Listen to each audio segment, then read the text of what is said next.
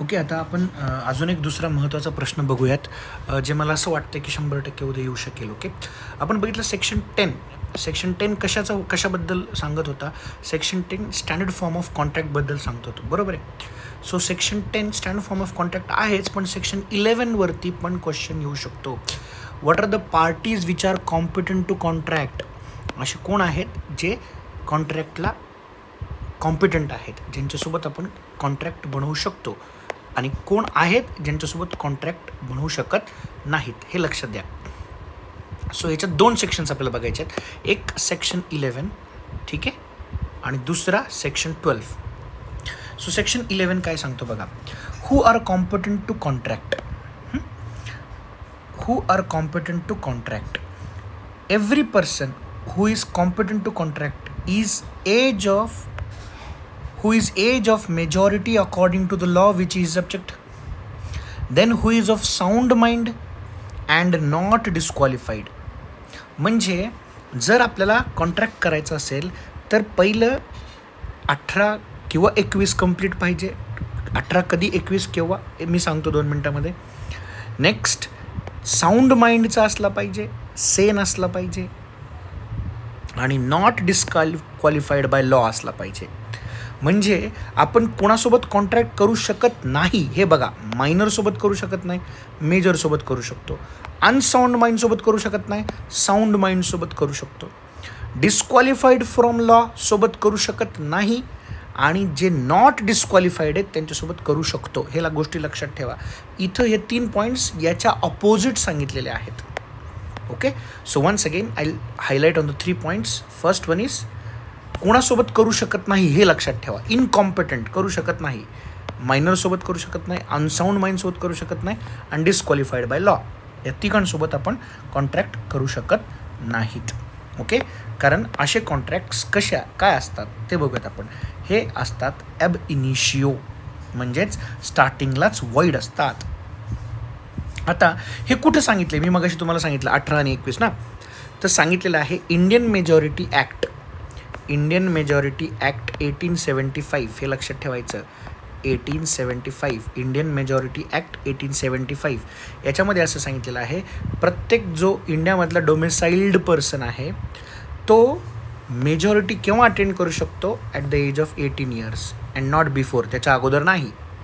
But in case if that minor has a property where a guardian is to be appointed by कोर्टने एक guardian, त्याचा caretaker appoint केलेला आहे, अशा वेळेस मात्र त्या व्यक्तीचं 21 एज असं लीगल एज फॉर कॉन्ट्रॅक्ट मानलं जाऊ शकतं. ओके, समजलं. इतर वेळेस 18, आणि जर कोर्टने त्याला कोणीतरी गार्डियन अपॉइंट केला आहे त्याच्या प्रॉपर्टीसाठी, तर त्याचं एज 21 years. हे लक्षात ठेवा. Okay, next nature. आता इथे सुद्धा तुम्ही मोहरी बीबी आणि धर्मदास घोष ही केस लिहू शकता. आपण ही केस वरच्या व्हिडिओजमध्ये डिस्कस केलेली आहे. ठीक आहे. नेक्स्ट, आता इथे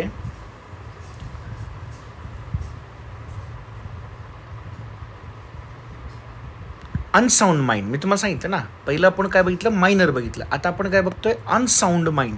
इंग्लिश लॉमध्ये अनसाऊंड माइंड कोणाला म्हणतात. ओके, कुठल्या पर्सनला अनसाऊंड माइंड असं म्हणलं जातं. Okay, in English law a person of unsound mind is competent to contract although he may avoid his contract if he satisfies. म्हणजे इथं कॉन्ट्रॅक्टला तो ॲप्लिकेबल आहे इंग्लिश लॉमध्ये. पण जर आपण आपला सेक्शन 12 बघितला, ठीक आहे, आपण आपला जर सेक्शन 12 बघितला तर सेक्शन 12 काय सांगतो, इकडे नीट लक्ष द्या.